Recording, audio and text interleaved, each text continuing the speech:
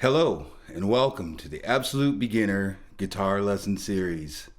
My name is Oliver and today's lesson is lesson number 30. Before we get into it, I think there's something very important that I need to sort of help you to understand. And what we really need to do is we need to take a look at the relationship between the root note of the scale and the seventh note of the scale. So I have a C major scale up on the screen, and we're looking to see how the seventh note of the scale relates to the root note of the scale. And I want to do sort of an illustration on the guitar, so I hope you'll indulge me. And what I'm going to do is I'm going to choose the note C that's at the 5th fret of the G string. So we're going to call C our root note. Now, in the C major scale, B is the 7th note of the scale. Now, if we look at our B or our C note that we have at the 5th fret on the G string, the B note is right next to it at the 4th fret. So this is the first thing that I need you to understand. If we have the root note at the 5th fret, the note that represents the 7th can be found 1/2 step or 1 fret below that note on the same string.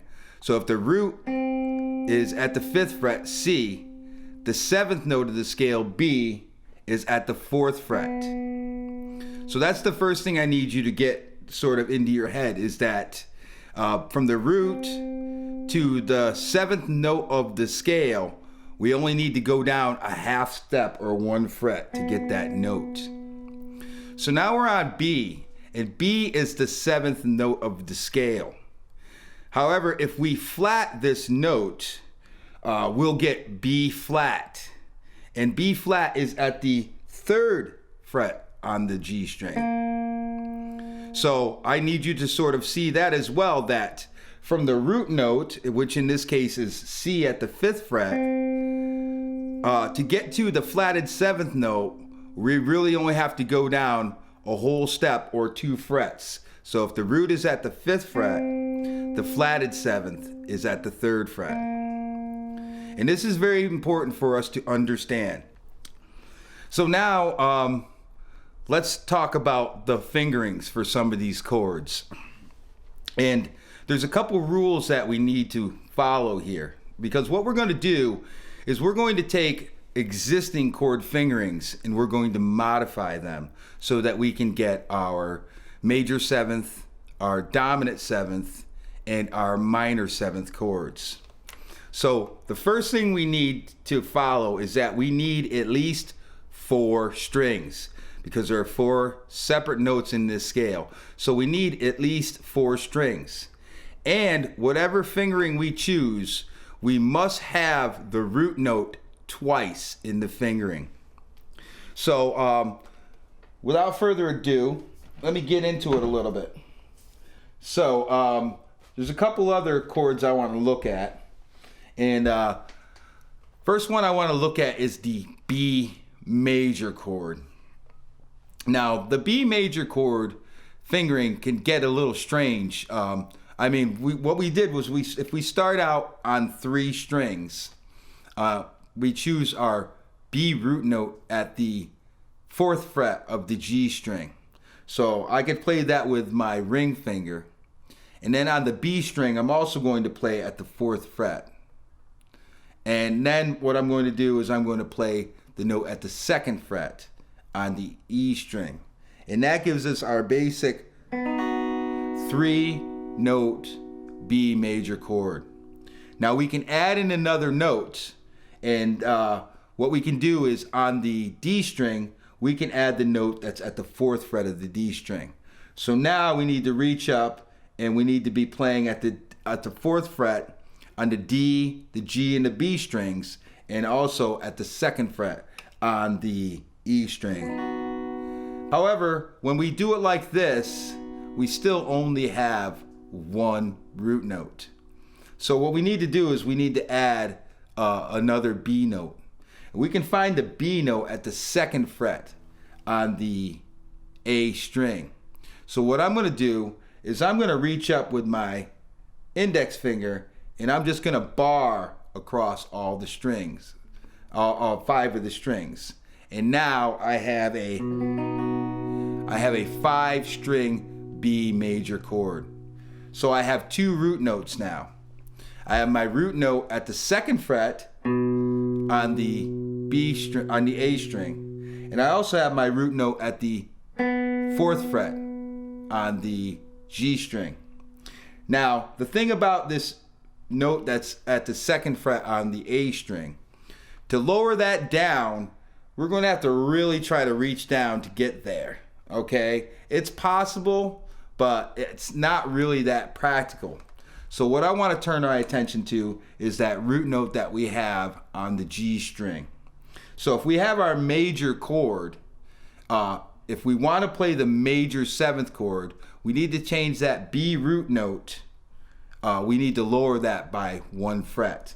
So now instead of playing at the 4th fret on the G string, I'm going to play at the 3rd fret on the G string. And what I'm going to do is I'm going to use my middle finger to play that note. And then I'm going to reach up with my ring finger, play the note at the 4th fret on the D string.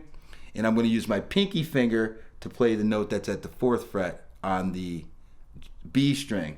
And again, I have my bar across all 5 strings. And now I have my B major 7th chord. Now the beautiful thing about this is it's closed, so we can move this.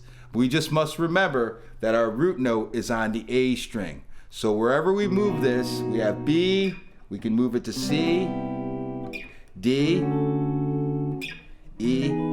Hear how lovely the chords start to sound. So that's how we're going to play our major 7th chord. Now let me go back to my original fingering.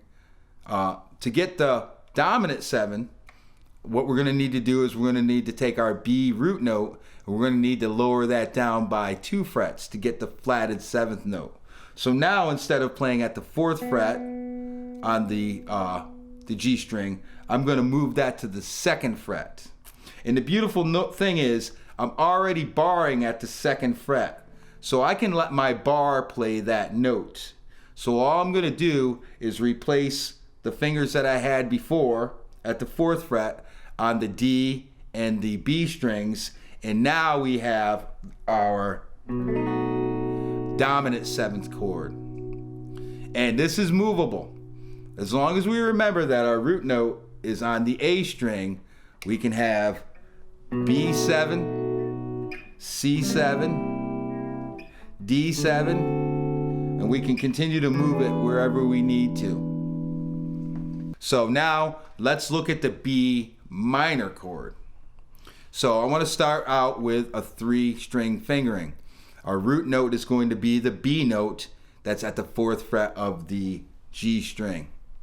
So I have the B note, and then what I'm going to do is I'm going to add in the note that's at the 3rd fret on the B string, which is the D note. And finally, I'm going to add the note that's at the 2nd fret on the E string.